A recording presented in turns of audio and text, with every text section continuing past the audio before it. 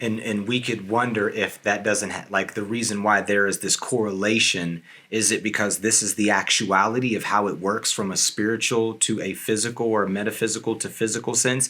Is it something that's in the human mind, and because we've been evolved biologically in a specific way that we're going to come to similar conclusions because it's innate in the property of the physics of our biology? Right, like a fractal pattern. Exactly. That's exactly what I was thinking. Yeah. It's like a fractal pattern. And then, how sometimes we'll come up with acronyms, like we're going to talk about this in a minute. SAD, seasonal affective disorder. Mm-hmm. So just so happen, seasonal affective disorder, it spells sad. And when you have it, you're sad. Yeah. So it's like, is this a fractal pattern? It's a coincidence, but like you said, and academically, we're just crunching the numbers. Right. We got our heads down. We're like photons. Seasonal affective disorder. I think they did come up with that though. They were like, in that case, they were like, sad. Oh, sad. Oh, perfect. They're witty.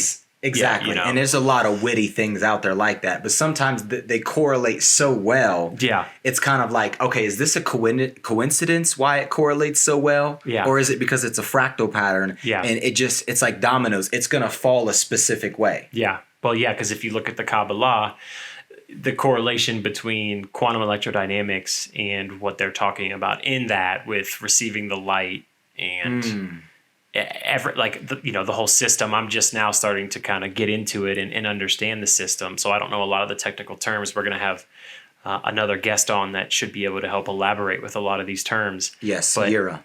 Yura, exactly. So the fact that there is this correlation between quantum electrodynamics and how electrons interact with photons, and then this very robust initiatic system. Yes, that describes it in detail, very meticulously, and has been kept secret for thousands of years. Yeah. Because they're like, we're not teaching you guys about electrons and photonic absorption yet. Yeah, exactly. Wait till physics catches up. Yeah, because then otherwise you're not going to believe us anyways. Yeah. You're not going to believe us anyways. Yes, and then when you do discover it, you might not believe it anyways. You're like, coincidence. Yeah. You guys pretty much said the same thing, but hey, we're crunching the numbers. Yeah, a clock's right twice a day. you happen to get all this right, but a clock's right twice a day. Broken clock. Broken clock's right twice a day. Yeah. But we're going to get into, we'll get into time like this in our series coming up with The Stellar Human. We're going to spend the whole time just talking about time and, this episode, we're going to try to focus on light. So yes, let's, we did some research, obviously we're constantly doing research, and man, if you were to tell me, honestly, you could still have told me it today, maybe not today, but like a year ago, if you'd have been like, yeah, Trent, there's this light therapy that people are using, I'd be like, quack, like duck, duck, goose, get up out of here. You know what I mean? Yeah. And that's because my ignorance. That's not, I'm not trying to offend anybody. That's my own ignorance because of how often it's used in these communities, and I don't see any science behind it. So going out and doing research and seeing all this science behind these techniques, and then really starting to think about, okay, we've got light. We talked about this different spectrum. We've got infrared, which is below red, which is red is the larger wavelengths. Then it gets smaller. Roy G. Biv, right? Red, orange, yellow, green, blue, indigo, violet.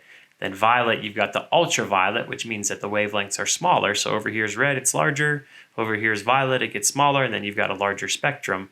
It makes sense that you could start to target different parts of the body because what we talked about, everything vibrates in these resonant frequencies. I know the stuff. I know that this is a thing, yet my brain didn't want to allow me to say, yes, we could heal through light.